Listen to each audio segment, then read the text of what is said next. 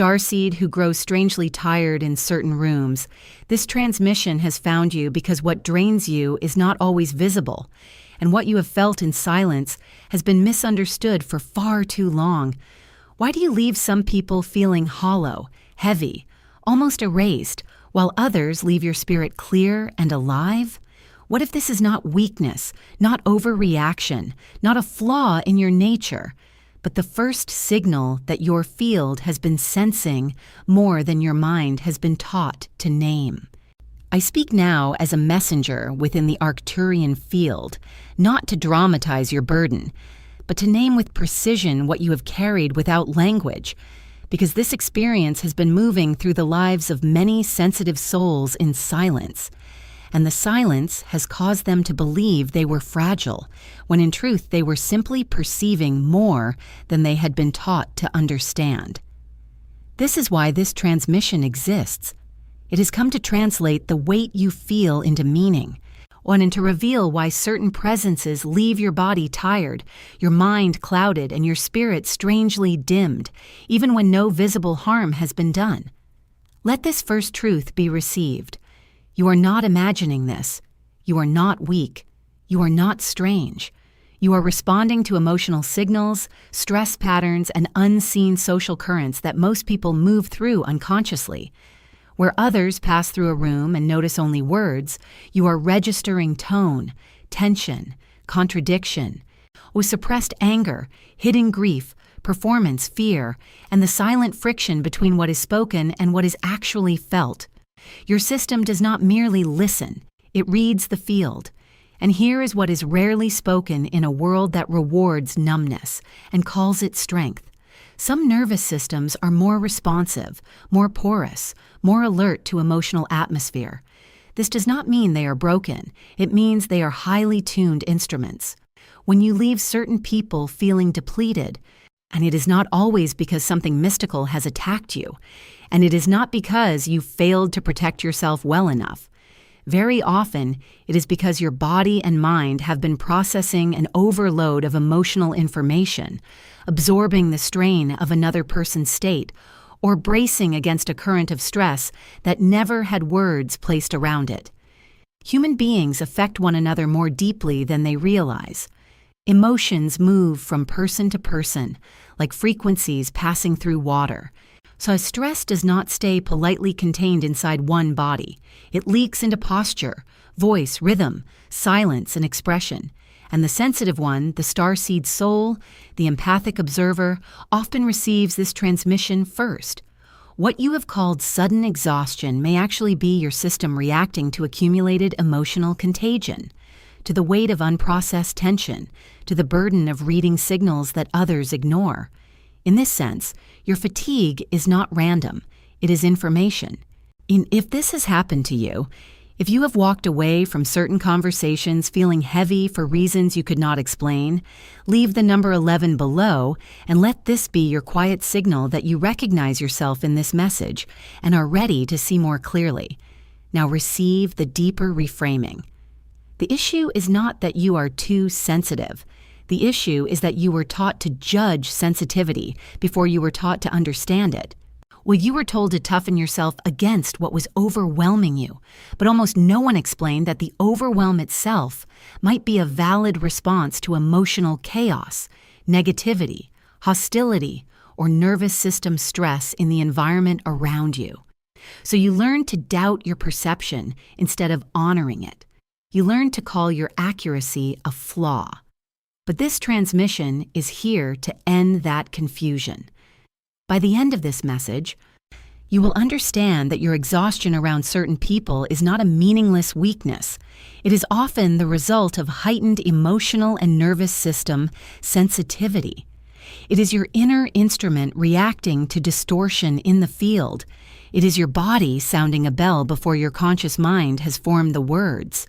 And when you finally understand this, what once felt like a punishment begins to reveal itself as a form of intelligence.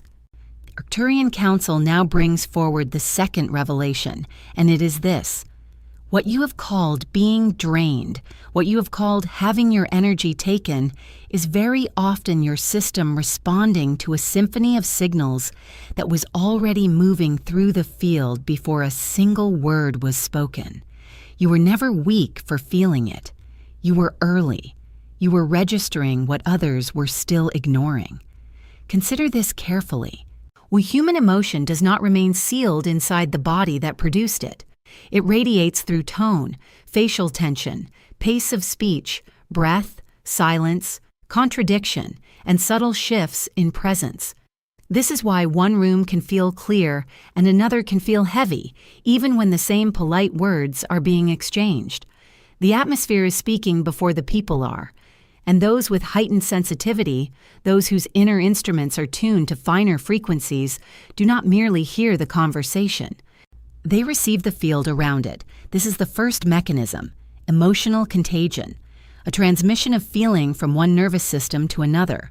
When someone carries anger they have not named, grief they have not processed, anxiety they are trying to hide, or pressure so constant it has become their normal state, the body reveals it in signals too subtle for most people to consciously track. But your system tracks them. It absorbs the rhythm, the tension, the vibration beneath the surface. When what you think is sudden fatigue may actually be your body taking in emotional weather that was never yours to hold. And here is what must be understood. Sensitive people do not just notice emotion more. They often process it more deeply and more rapidly. So when you are around certain people, especially those whose inner state is chaotic, conflicted, or heavily suppressed, your system begins working immediately. It scans, it interprets, it anticipates, it adjusts. This happens so quickly that the conscious mind often has no story for it. You simply leave feeling tired, heavy, fogged, disturbed. But the exhaustion is not imaginary. It is the cost of processing more data than the moment appears to contain. Now let us move to the second mechanism, cognitive overload. This is what occurs when the mind is required to decode too many social signals at once. Words say one thing. Tone says another. The face is smiling, but the jaw is tight. Now the room is calm on the surface, but underneath it carries competition, resentment, fear, people-pleasing, emotional performance, unresolved need. Most individuals filter much of this out, but the sensitive one often does not. You are reading micro-signals, contradictions, emotional subtext, and shifts in atmosphere all at once, like trying to listen to a full orchestra while others only hear one instrument. This is why certain interactions leave you mentally scattered. Even if nothing dramatic happened. Your brain was not resting. It was translating a radio frequency layered with static. It was trying to make meaning from competing signals. It was asking, without words, what is true here? What is hidden here? What is safe here? What is mine? What belongs to someone else? That inner labor is real. It consumes energy. And because it happens beneath language, you may have judged yourself for a response that was in fact intelligent. Here now is the third mechanism, the stress mirror response. Your nervous system does not only detect stress in others, it can begin to mirror it. When another person is agitated, guarded, volatile, emotionally unstable, or carrying unresolved urgency, your body may begin to echo that state without your permission. Your muscles tighten, your breathing changes, your heart rate shifts, your attention narrows. You may feel restless, depleted, or suddenly eager to escape. This is not weakness. And this is biology entering resonance with nearby distress. So let this truth replace the old distortion. You are not being mysteriously emptied for no reason. You are responding biologically, emotionally, and cognitively to currents that many people never consciously perceive. What you called spiritual exhaustion may often be a nervous system reading the room with extraordinary precision. What you called being too affected may actually be evidence that your instrument is highly tuned. And the critical question now is not why you feel so much. It is whether you are ready to stop calling your sensitivity a flaw and begin recognizing it as information. Have you ever entered a room and felt the atmosphere before a single person spoke, as if something heavy was already waiting there for you, as if the air itself carried a pressure no one else seemed to notice? Have you ever sat among laughing people and still felt your body pulling away, your spirit retreating inward? Not because anyone attacked you openly, but because something in you knew this field was not restful, not coherent, not safe to absorb for long? Have you ever left a gathering early, then questioned yourself on the drive home, wondering why you felt so tired when all you did was smile, listen, and remain present? This is the pain that many sensitive souls carry without witness. Not the pain of dramatic rejection alone, but the quieter ache of moving through the world as if your system was built to register what others can step over. You notice the tension in the room before the conversation reveals it. You feel the fracture between words and truth before anyone else admits it exists. You sense when a person is speaking kindly while carrying resentment underneath, when a family table appears calm but is humming with old disappointment, when a crowded place is too full of restless emotion for your inner field to remain clear. And because this sensitivity is rarely understood, you may have been given names that never belonged to you. Too much, too emotional, too fragile, too quiet, too intense, too affected. But let this distortion end here. This is not weakness. This is sensitivity. This is not failure to cope. This is an instrument reading frequencies that others were never trained to hear. What if the reason you never fully loved crowds was not because you were antisocial, but because your system could feel the noise beneath the noise? What if the reason certain parties, dinners, offices, and social spaces left you strangely empty was not because you lacked social skill, but because your nervous system was being asked to hold far more than casual interaction? What if that familiar heaviness after one negative conversation, that sudden fatigue after sitting with someone bitter, chaotic, performative, or deeply unresolved, was never imaginary at all? What if it was information? Many of you know this pattern intimately. You arrive with good intentions. You tell yourself you will stay longer this time. You tell yourself you will relax, enjoy, blend in, be normal, be lighter, be less affected. But then the room begins to speak in the language beneath language. One person is smiling too hard. Another is leaking frustration through every pause. Someone carries envy beneath praise. Someone else is quietly collapsing behind composure. And though nothing dramatic has happened, you begin to feel it in your body. Your shoulders tighten, your chest dulls, your thoughts grow noisy or tired. Part of you wants air, space, distance, silence. So you leave early, and then you judge yourself for needing to. But here is what is rarely spoken. The one who leaves early is not always the one who is least capable. Sometimes they are the one who noticed first that the field had become too dense to hold without cost. The one who feels heavy after a bitter conversation is not always overreacting. Sometimes they are accurately registering emotional residue that others will carry for hours without even naming. The one who senses tension the moment they walk in is not creating the discomfort. They are perceiving what is already there. Well, this is why the feeling of not belonging can cut so deeply for the sensitive soul.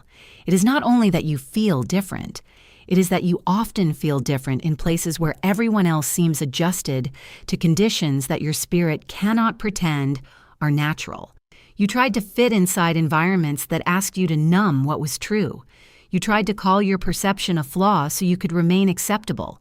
You tried to become smaller than your own awareness. Yet the deeper truth is this: you did not fail to belong to distortion. You failed to betray your sensitivity fully enough to become comfortable inside it. So if you have ever felt lonely in a crowded room, exhausted after being near the wrong people, burdened by atmospheres others dismissed, or ashamed of needing solitude after what seemed like ordinary interaction, hear this clearly. You are not broken. You are not overly dramatic. You are not defective because your body tells the truth faster than the room does. You are sensitive, and that sensitivity has been speaking to you for a very long time. Here is the deeper reversal, and it must be received without the old distortion attached to it. What you have called a burden may in fact be a form of perception. What you have called being too emotional may actually be advanced sensitivity to human signals. What you have called a flaw may be one of the clearest forms of intelligence moving through you. You were taught to admire only the kinds of strength that look hard, loud, detached, and untouched. But there is another kind of strength, quieter and far more precise. The strength of the one who can feel what is shifting before it becomes visible, the one who notices strain before conflict erupts, the one who senses sorrow before it becomes speech. The one who detects danger in an environment long before others admit that anything is wrong. This does not make you weak. It means your system is calibrated differently. And this is the twist many sensitive souls have waited their entire lives to hear. You are not broken. You are not poorly built for this world. You are finely tuned within it. Like an instrument capable of hearing subtle notes in a vast symphony, you pick up frequencies that coarser systems overlook. Where others need volume, you notice vibration. Where others wait for proof, you detect pattern. Where others rationalize discomfort, you feel the disturbance immediately moving through the field. What if your sensitivity was never excess but early detection? What if your exhaustion around certain people was not evidence that you are fragile, but evidence that your mind and body recognize incoherence faster than others do? What if the reason you feel tension before it is spoken, the reason you sense hidden resentment, or performative warmth, emotional instability, or unacknowledged pain is because empathy in you is not passive softness, but active perception? Empathy is often misunderstood as merely being caring, but true empathy is also signal recognition. It is the ability to register another person's internal state through fragments, through pauses, through tone, through presence, through what is missing as much as through what is said. Emotional intelligence works in a similar way, and it is not only the ability to manage feelings, it is the capacity to read emotional reality accurately, even when it has not yet been named. Sensory sensitivity extends this even further. It allows the body to notice overstimulation, contradiction, emotional density, and subtle threat before the conscious mind constructs an explanation. So let this truth settle more deeply. The thing you thought was making life harder may also be the thing that has been protecting you. All the discomfort you feel in toxic environments is not dysfunction. It is feedback. The fatigue you feel around chaotic people is not weakness. It is information. The instant contraction you experience when someone's words and energy do not match is not paranoia. It is pattern recognition. Your system is not inventing tension. It is reading it. This is why sensitive people often recognize stress before anyone else does. They see the smile that does not reach the eyes. Not they hear the reassurance wrapped around fear. They feel the room shift before the argument begins. They notice when a relationship is becoming unsafe while others are still defending it. They detect when a workplace, a friendship, a family dynamic, or a social circle is corrosive long before the damage becomes obvious. And because this knowing arrives before proof, they are often taught to distrust it. But the council asks you now to look again. Well, what if that early knowing was one of your greatest gifts? What if your ability to read what is unspoken, to feel what is suppressed, to recognize emotional distortion before it hardens into consequence, is not something to suppress, but something to steward wisely? A person who senses the storm before the sky darkens is not cursed by awareness. They are prepared by it.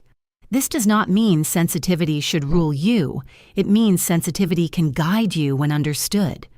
It can help you choose people more carefully, leave spaces more quickly, rest before collapse, and recognize that not every environment deserves full access to your field. Once you stop judging your perception, you can begin refining it. Once you stop calling it weakness, you can begin using it with sovereignty. So receive the redefinition clearly. You are not too much. You are not unstable because you feel deeply. You are not failing because certain energies affect you strongly. Wing, you are adjusted to notice sooner. You are designed to read more. You are tuned to realities that others dismiss until it is too late, and what once looked like a burden is, in truth, a form of awareness waiting to be honored. Now let us enter phase 1, because the first movement of mastery is not protection, it is recognition. Before you can clear what affects you, before you can respond with sovereignty, before you can stop confusing your own essence with what you have absorbed, or you must learn to identify the signal while it is happening. Many sensitive souls do not fail because they lack strength. They fail because they notice the impact only after the interaction has already entered the body. So receive this clearly. Your system is always speaking. The question is whether you have been trained to listen before exhaustion becomes your only evidence. The body often knows first. It knows before the mind forms its explanation. It knows before you say, something felt off. It knows before you admit that the room, the person, the exchange, or the atmosphere has begun to overload your field. What follows are some of the most common signs that emotional energy is already affecting you. A sudden heaviness behind the eyes, a headache that appears after conversation rather than physical effort, tightness in the jaw, chest, or shoulders, a strange inner pressure, as if your thoughts have become crowded, difficulty concentrating on simple things, the urge to withdraw, to leave early, to become quiet, to find air, silence, or distance. Sometimes it feels like fatigue, sometimes like irritability, sometimes like confusion, sometimes like numbness. But do not dismiss these responses merely because they are subtle. The signal is often quiet before it becomes overwhelming. And here is what is rarely understood. You may believe you are tired because you are weak, when in truth you are tired because your nervous system has been working continuously beneath your awareness. It has been tracking emotional contradiction, hidden stress, guarded tone, volatility, people-pleasing, or suppressed grief. It has been reading what the room would not say directly. So when you notice that your focus is dissolving, that your body wants to retreat, that your head begins to ache after certain interactions, do not rush to judge yourself. Begin to observe. And the first practice is simple, but powerful. Check the body before you check the story. Ask, what is happening in me right now? Is my breathing shallow? Is my chest tight? Are my shoulders raised? Does my stomach feel settled or guarded? Is there pressure in my head? Is my attention clear or fragmented? These questions return you to the instrument itself. They stop you from immediately explaining away what your system is trying to reveal. And the second practice is this. Ask whether the emotion you are feeling fully belongs to you. This question changes everything. Did you enter the interaction calm and then suddenly become anxious? Did you feel centered and then begin carrying sadness, agitation, resentment, or urgency that seemed to arise without a clear source? Did your mood shift after a specific person entered the space? Sensitive people often assume every feeling in the body is personal truth. But sometimes what you are feeling is contact, not identity. Sometimes it is exposure, not essence. This does not mean you deny your emotions. It means you become precise with them. You begin to notice timing. You begin to notice patterns. You begin to see that certain symptoms appear after certain environments, certain personalities, certain tones, certain forms of hidden tension. This is how awareness becomes intelligence, not by becoming paranoid, but by becoming accurate. And in the critical shift of phase 1 is this. Stop waiting until collapse to validate your experience. If your head hurts after one conversation, that matters. If your focus disappears in certain rooms, that matters. If your body repeatedly asks to leave before your mind agrees, that matters. These are not random inconveniences. They are messages from a highly responsive system. So begin today with a softer command, not push through, not be less sensitive, not ignore it. Say instead, "Hong, show me the signal." Let the body speak before the exhaustion becomes total. Let the breath reveal what the mind has missed. Let your awareness become intimate with the first signs. Because the first phase of self-mastery is not controlling the field. It is recognizing with honesty and without shame when the field has already begun to move through you. Now we move into phase 2, and this phase is not about becoming less sensitive. It is about becoming more skillful with what your sensitivity receives. You do not need to shut down your empathy.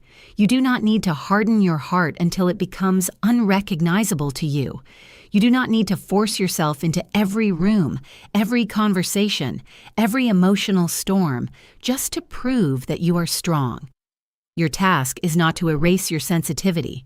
Your task is to regulate it, guide it, and protect the field through which it moves.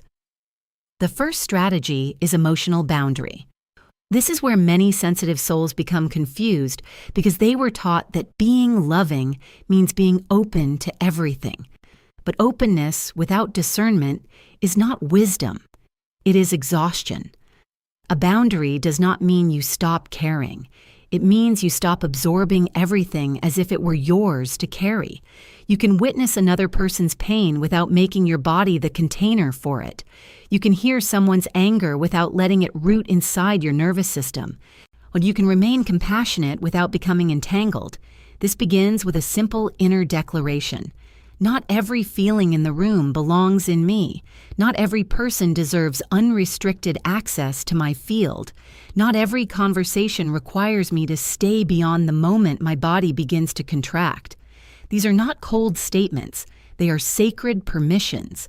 They allow the sensitive soul to remain loving without becoming porous to every form of chaos.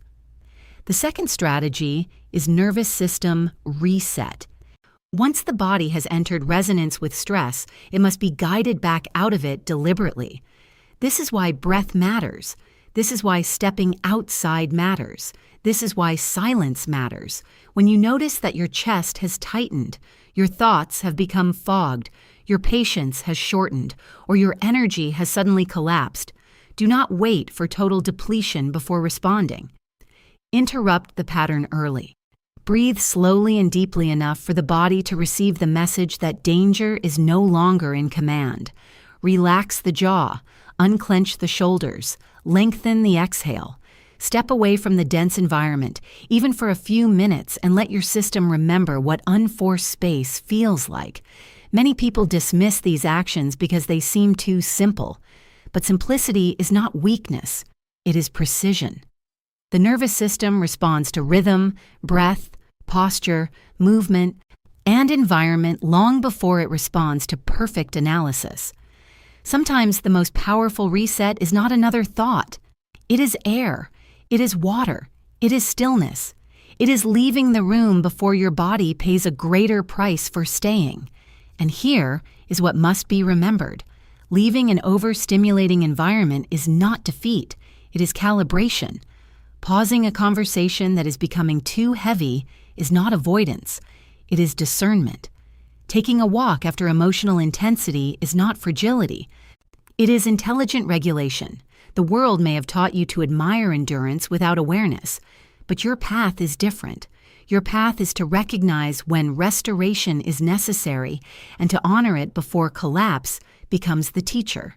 The third strategy is to choose your environments with greater sovereignty.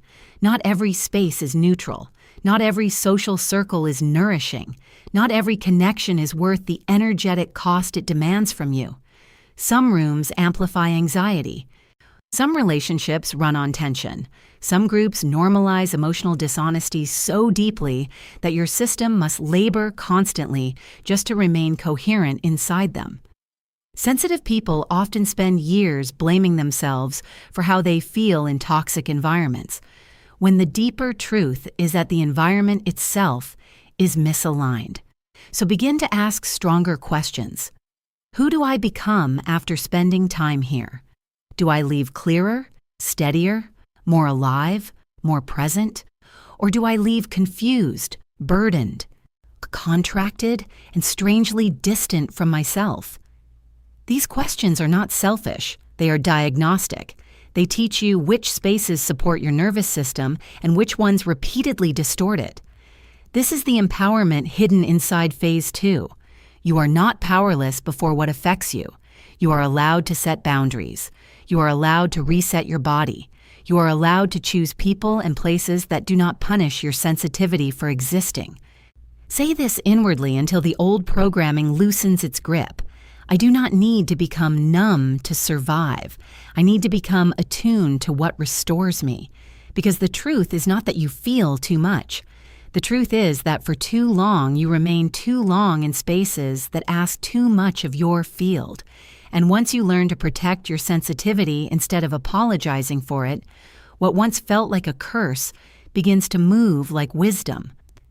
Now let the meaning widen. It's because this transmission was never only about your private discomfort. It was never only about why certain people exhaust you, why certain rooms feel heavy, or why your body withdraws before your mind can explain itself.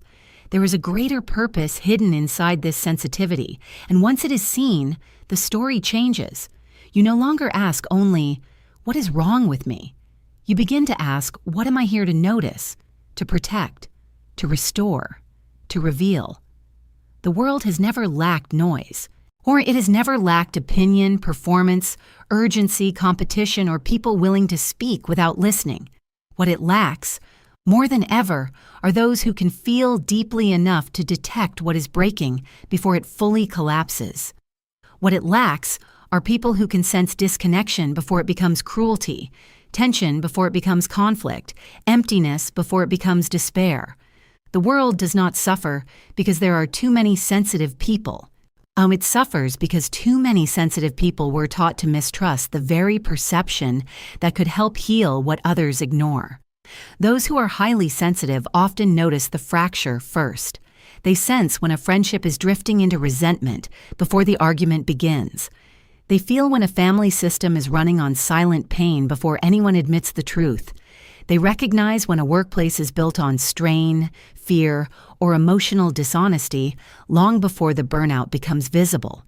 They detect what is misaligned, not because they are searching for problems, but because their systems register incoherence naturally. This is not a trivial trait. This is social perception. This is relational intelligence. This is early warning. And here is the deeper calling within it.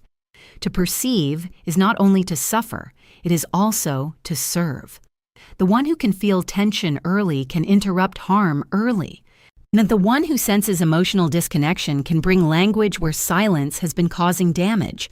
The one who detects the hidden burden in another person can become the first safe presence that person has encountered in a very long time. Sensitivity, when grounded, becomes bridge building. It becomes repair. It becomes the quiet power that helps people feel seen without being exposed. Many sensitive souls underestimate the effect of their presence because their gifts do not always appear dramatic. But not all transformation arrives loudly. Sometimes healing begins because one person enters a room and does not intensify the chaos. Sometimes peace begins because one person can feel what others are avoiding and still remain compassionate. Sometimes an entire emotional environment changes because one person refuses to lie about what is heavy, and yet refuses to weaponize that truth. This is why your sensitivity matters. It is not merely about what overwhelms you. It is also about what you help regulate when you are rooted in yourself. What if the reason you have always felt so much is not simply because life has been hard on you, but because your role includes detecting what others overlook? What if your empathy was never meant to make you smaller, but to make you more precise in how you love, how you lead, how you choose, how you speak, and how you protect the spaces you inhabit? What if your ability to sense emotional weather was not an inconvenience to outgrow, but part of the blueprint through which you bring coherence into confused places? This does not mean you must save everyone. It does not mean your mission is to carry the world's unprocessed pain. That distortion must end. Your role is not martyrdom. Your role is conscious presence. Your role is to notice clearly, discern wisely, and offer steadiness where you are truly called. The healer is not the one who absorbs everything until they disappear. The healer is the one who can feel deeply without abandoning themselves. So receive this final expansion. You are not simply someone with a problem. You are someone with a function. Your sensitivity helps reveal tension before it hardens, conflict before it spreads, and pain before it goes unnamed too long. You help connect what has become disconnected. You help soften environments that have forgotten how to feel safely. You help restore honesty where performance has taken over. The world does not only need stronger voices, it needs deeper listeners. It does not only need those who can dominate a room, it needs those who can read it truthfully. And if you have carried this sensitivity all your life, then perhaps the question was never why you are this way. Perhaps the real question is whether you are ready to stop seeing it as a wound and begin honoring it as part of the role you came here to fulfill. And now let this transmission close with the truth that was waiting beneath all the confusion. You were never broken because certain people exhausted you. You were never flawed because crowds overwhelmed you, because hidden tension affected you, because your body withdrew from environments your spirit could not trust. What you have been calling a problem is in many cases a form of perception. What you have been judging as overreaction is often your system reading a world full of signals with unusual precision. So receive this without shrinking from it. Sensitivity is not the opposite of strength. Sensitivity is a way of sensing. It is a form of intelligence moving through the body, the emotions, the instincts, the nervous system, and the field around you. It is your awareness noticing what is unspoken, your body detecting what is misaligned, and your inner instrument responding to frequencies that others dismiss until those frequencies become consequences. You are not weak because you feel the room. You are aware. And this is why understanding yourself changes everything. The moment you stop naming your sensitivity as failure, you begin to work with it instead of against it. The moment you stop asking, "Why am I like this?" with shame, and begin asking, "What is this showing me?" with curiosity, your relationship to yourself begins to heal. This is the first movement of strength. Not pretending nothing affects you, not forcing yourself to endure what drains you, but learning to understand your own signals so clearly that your life begins to reorganize around truth instead of self-betrayal. You are not alone in this. There are many who have left rooms feeling strange and heavy, many who have questioned themselves after ordinary conversations, or many who have been told they were too sensitive when they were simply too aware to remain comfortable inside distortion. If you have felt that loneliness, let this message meet you there. Others have lived this. Others are waking up to it. Others are learning, just as you are, that sensitivity is not a punishment. It is something to be understood, refined, and honored. So let this be your closing remembrance. You are not damaged. You are discerning. You are not failing at life because certain energies affect you deeply. You are learning how to navigate a world layered with emotional noise, contradiction, beauty, pain, and unspoken tension. You are learning the difference between what is yours and what was merely passing through. You are learning that self-knowledge is not self-indulgence. It is sovereignty. If this transmission found you at the exact moment you needed these words, leave a comment and share what you have experienced when you are around certain people. Speak it plainly. Let your story become part of the field of recognition for others who have never had language for what they feel. And if someone came to your mind while listening, someone who has always felt too much, someone who leaves social spaces depleted and never understood why, send this message to them. It may give them the name for a struggle they have carried in silence for years. Or if you are ready, you may also leave the number 11 below as a signal that you are no longer calling your sensitivity a flaw, and that you are choosing to understand it as awareness. Read the comments of others as well, because this path was never meant to be walked in isolation. Recognition becomes stronger when it is shared. And carry this final declaration with you after this message ends. Say it quietly if you must, but say it with conviction. I am not broken. I am learning to read the signals. I am not too much. I am deeply aware. I do not need to become numb to belong. I need to remain true to what I can feel and wise in how I respond. This is not the end of your awakening. It is the end of a false interpretation. The waiting is over. The self-doubt can begin to loosen. The signal has been named. And now that you can recognize it, you can begin to move through this world with more clarity, more peace, and more reverence for the way you were designed.